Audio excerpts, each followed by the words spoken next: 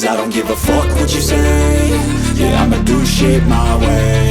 So you can go kick rocks, I'ma stack bricks up, build what I want to make. Yo, I got a lot of shit to say, so I'ma do this every day. I'll be writing things until I'm fucking buried in my grave. 6 feet deep under, but my body won't decay, 'cause my messages are timeless, so they'll put them on display. Oh yeah, I rap with a certainty, I have a sense of urgency, a message for eternity, for everyone internally. I had some people burning me, but now they fucking learn it.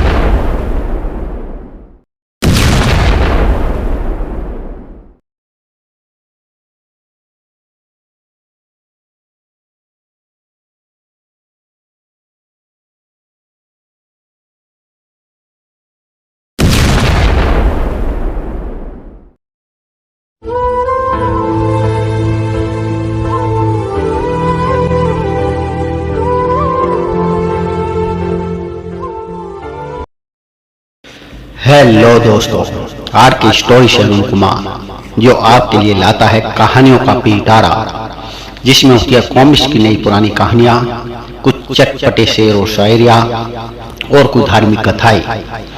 धार्मिक कथाओं में आप श्रवण कर रहे हैं शिव महापुराण का। इसके अनंत संहिताएं हैं। आप खंड 1 से श्री रुद्र संहिता का श्रवण कर रहे हैं, अध्याय 20 का, जो श्री रुद्र संहिता में अंतिम अध्याय है, अध्याय 20। तो आइए श्रवण करते हैं भगवान शिव का कैलाश पर्वत पर गमन। ब्रह्मा जी बोले, हे नारद मुनि, कुबेर के कैलाश पर्वत पर तप करने से वहां पर भगवान शिव का शुभ आगमन हुआ। कुबेर को वर देने वाले विश्वेश्वर शिव जब निधिपति होने का वर देकर अंतर्ध्यान हो गए, तब उनके मन में विचार आया कि मैं अपने रुद्र रूप में, जिनका जन्म ब्रह्मा जी के ललाट से हुआ है और जो संहारक है, केवल पर्वत पर निवास करूंगा। शिव की इच्छा से कैलाश जाने के इच्छुक रुद्र देव ने बड़े जोर जोर से अपना डमरू बजाना शुरू कर दिया। वह ध्वनि उत्साह बढ़ाने वाली थी। डमरू की ध्वनि तीनों लोकों में गूंज रही थी। उस ध्वनि में सुनने वालों को अपने आसपास आने का आग्रह था। उस डमरू ध्वनि को सुनकर ब्रह्मा, विष्णु आदि सभी देवता, ऋषि मुनि, वेद शास्त्रों को जानने वाले सिद्ध लोग बड़े उत्साहित होकर कैलाश पर्वत पर पहुंचे। भगवान शिव शंभु भोलेनाथ के सारे पार्षद और गणपाल जहां भी थे, वे कैलाश पर्वत पर पहुंच गए। साथ ही असंख्य गणों सहित अपनी लाखों करोड़ों भयावनी भूत प्रेतों की सेना के साथ स्वयं शिव जी भी वहां पहुंच गए। सभी गणपाल सहस्त्रों भुजाओं से युक्त थे। उनके मस्तक पर जटाएं थी। सभी चंद्रचूंड, नीलकंठ और त्रिलोचन थे। हार, कुंडल, केरू तथा मुकुट से वे अलंकृत थे। भगवान शिव शंभु भोलेनाथ ने विश्वकर्मा को कैलाश पर्वत पर निवास बनाने की आज्ञा दी। अपने भक्तों के रहने के लिए योग्य आवास तैयार कराने का आदेश दिया। विश्वकर्मा ने आज्ञा पाते ही अनेकों प्रकार के सुंदर निवास स्थान वहां बना दिए। उत्तम मुहूर्त में उन्होंने वहां प्रवेश किया।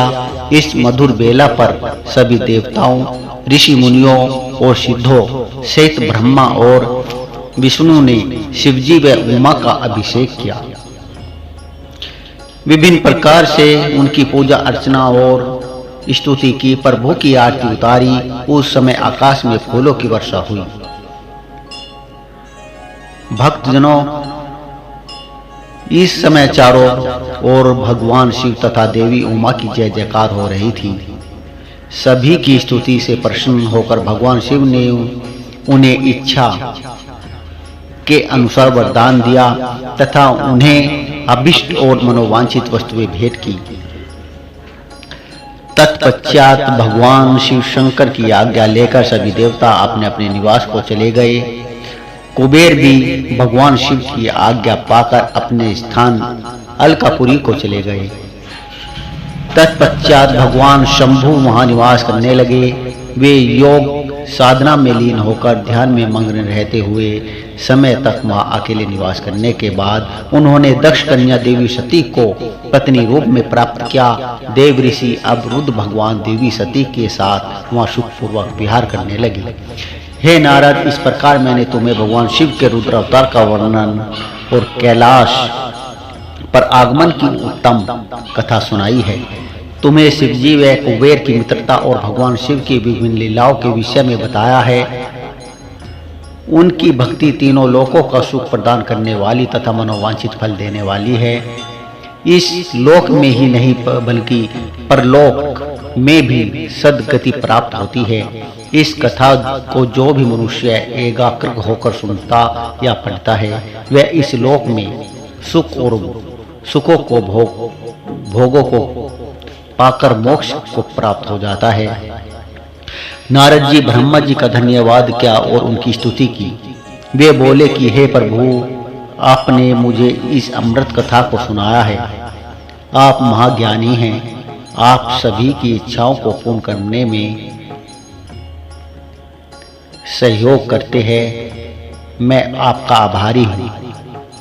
शिव चरित्र जैसा श्रेष्ठ ज्ञान आपने मुझे दिया है। हे प्रभु, मैं आपको बारंबार नमन करता हूँ। बोलिए श्री रुद्र संहिता की जय।